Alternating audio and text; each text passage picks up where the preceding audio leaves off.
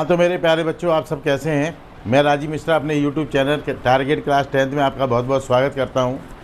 देखो बच्चों, हम लोग रेस्पिरेशन के बारे में पढ़ रहे हैं बच्चों। आपको मैंने इससे पहले बताया था कि हमारे लंग्स तक, इस पहले वाला वीडियो आपने देखा होगा, पहले वाले वीडियो में मैंने बताया था कि लंग्स तक ऑक्सीजन कैसे पहुँचती है बच्चों। आज हम तुम्हें आज के वीडियो में बताएंगे कि हमारे बॉडी में ऑक्सीजन का ट्रांसपोर्ट कैसे होता है बच्चों। बहुत ध्यान से सुनना, बड़ा इंपॉर्टेंट पार्ट है बच्चों। आपको ये बात मालूम है कि हमारे बॉडी में ब्लड होता है बच्चों, है ही। ब्लड के अंदर आरबीसी होती है। अब आरबीसी का रंग रेड होता है, क्यों होता है बताओ। तो आपको ये पता होना चाहिए कि आरबीसी के अंदर हीमोग्लोबिन होता है बच्चों। हीमोग्लोबिन की वजह से आरबीसी का रंग रेड होता है बच्चों। RBC are red in colour क्योंकि उसमें हीमोग्लोबिन होता है। हीमोग्लोबिन का जो सिंबल होता है बच्चों, वो Hb होता है। अब आपको ये याद रखना है कि जो हीमोग्लोबिन है, ये रेस्पिरेटरी पिगमेंट है। ये क्या है? यानी हमारी बॉडी में जो ऑक्सीजन का ट्रांसपोर्ट कर रहा है, ऑक्सीजन को सेल तक पहुंचा रहा है। लंग्स तक पहुंच गई ना ऑक्सीजन हमारी। लंग्स के बाद सेल तक कैसे पहुंचती है ऑक्सीजन, उसे पहुंचाने का काम हीमोग्लोबिन करता है बच्चों। अब आप कैसे करता है, दो बातें पहले समझ लो आप। हीमोग्लोबिन जब ऑक्सीजन से ऐड होता है, हीमोग्लोबिन किससे ऐड होता है, तो ये बनाता है HbO2। इसका नाम याद रखना, ऑक्सी हीमोग्लोबिन बनाता है ये बच्चों। हीमोग्लोबिन जब ऑक्सीजन से अटैच हुआ तो क्या बनाएगा, ऑक्सी हीमोग्लोबिन बनाएगा। और जब हीमोग्लोबिन कार्बन डाइऑक्साइड से अटैच होता है तो ये बनाता है HbCO2, कार्बामीनो हीमोग्लोबिन बनाता है बच्चों। ये दो कंपाउंड बनते हैं। अब ट्रांसपोर्ट कैसे होता है बच्चों, वो आपको समझना है। आपने देखा बच्चों कि जब लंग्स में ऑक्सीजन पहुंच गई है, लंग्स तक क्या पहुंच जाती है, ऑक्सीजन। जब लंग्स में ऑक्सीजन पहुंचती है तो ऑक्सीजन सीधी ब्लड में डिफ्यूज हो जाती है। जब ब्लड में पहुंचती है तो हीमोग्लोबिन तुरंत ऑक्सीजन के साथ जुड़ जाता है बच्चों।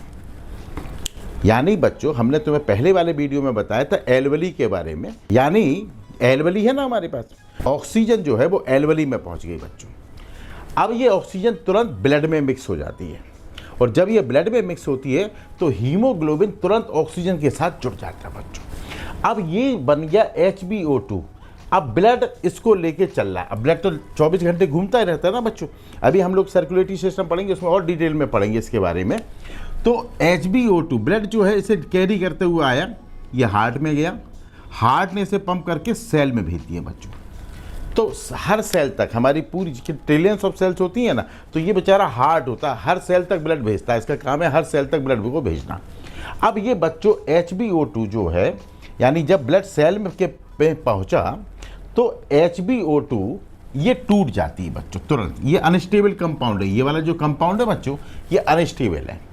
तो जब ये सेल में पहुंचा HbO2 तो ये ब्रेक हो गया। HbO2 Hb अलग हो गया, O2 अलग हो गया बच्चों।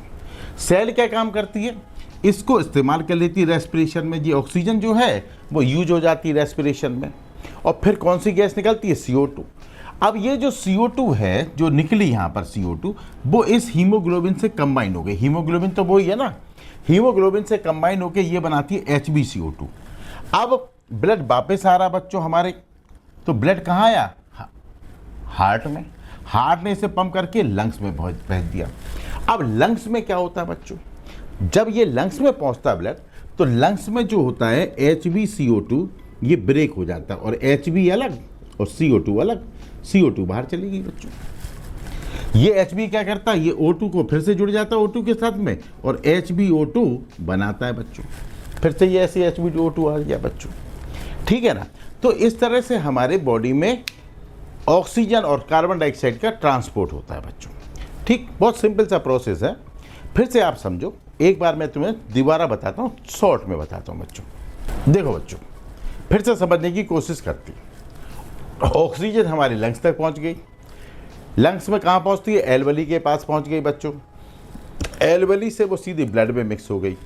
तो ऑक्सीजन जब ब्लड में पहुँचती है, ऑक्सीजन जब कहाँ पहुँचती है, तो ऑक्सीजन ब्लड में जब पहुंचती है तो ये Hb, जो ब्लड के अंदर हीमोग्लोबिन होता है, ये उससे जुड़ जाती है बच्चों, और ये बनाती है HbO2। क्या बनाती है बच्चों, HbO2। ये ब्लड में बन गया, ब्लड के अंदर होता है बच्चों HbO2, है ना। अब ब्लड इसको लेके आगे बढ़ा, हार्ट में गया, हार्ट ने पंप करके सेल में पहुंचा। अब तुम देखो सेल में क्या होता है बच्चों, सेल में ये जो HbO2 होता है ये ब्रेक हो जाता है, इसमें से हीमोग्लोबिन अलग हो जाता है और ऑक्सीजन अलग हो जाता है बच्चों सेल के अंदर। ये जो ऑक्सीजन होती है, ये वाली ऑक्सीजन, ये रेस्पिरेशन में यूज हो जाती है, यानी तुमने पढ़ा ना ग्लूकोज को जला देती है इसमें। अब बनती है CO2, क्या बनती है CO2। तो अब ये जो Hb है, अब यहाँ पे O2 O2 तो इस्तेमाल हो गई ना, अब उसकी जगह पर क्या निकली CO2, तो ये CO2 बनी, ये CO2 और ये Hb। अब ये वाला जो Hb है जो अभी अभी ऑक्सीजन लेके आया था, देखो ये Hb ऑक्सीजन लेके आ रहा नहीं आ रहा, अब ये ही Hb हीमोग्लोबिन अब ये CO2 को लेके जाएगा, अब ये बदल गया HbCO2 में, और ये HbCO2 अब गई हार्ट में, हार्ट ने पंप करके इसको भेज दिया कहाँ पर, लंग्स में भेज दिया। अब ये लंग्स में क्या होता है बच्चों, ये HbCO2 ब्रेक हो जाता है, किस में ब्रेक हो जाता है, Hb में और CO2 में, ये CO2 बाहर चलेगी। अब ये वाला हीमोग्लोबिन फ्री हो गया, फिर ये ऑक्सीजन को लेके आगे बढ़ जाएगा बच्चों, ठीक है ना। तो इस तरह से हमारे बॉडी में ऑक्सीजन और कार्बन डाइऑक्साइड का ट्रांसपोर्ट होता है। एक बात ध्यान रखनी है बच्चों कि ये जो HbO2 और HbCO2 ये दोनों अनस्टेबल कंपाउंड हैं। कैसे कंपाउंड हैं, अनस्टेबल। इसका क्या नाम है बताओ, इसका क्या नाम है, ऑक्सी हीमोग्लोबिन, और इसका क्या नाम है, कार्बामिनो हीमोग्लोबिन, है ना।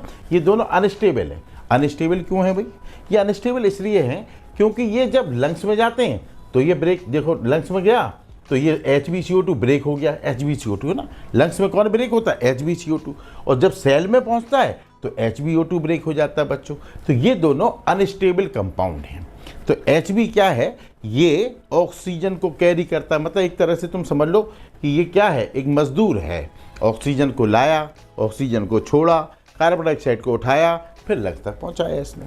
तो इसलिए हम हीमोग्लोबिन को रेस्पिरेटरी पिगमेंट कहते हैं बच्चों। तो आज के वीडियो में मैंने सिर्फ आपको इतना ही बताया कि ऑक्सीजन का और कार्बन डाइऑक्साइड का ट्रांसपोर्ट कैसे होता है।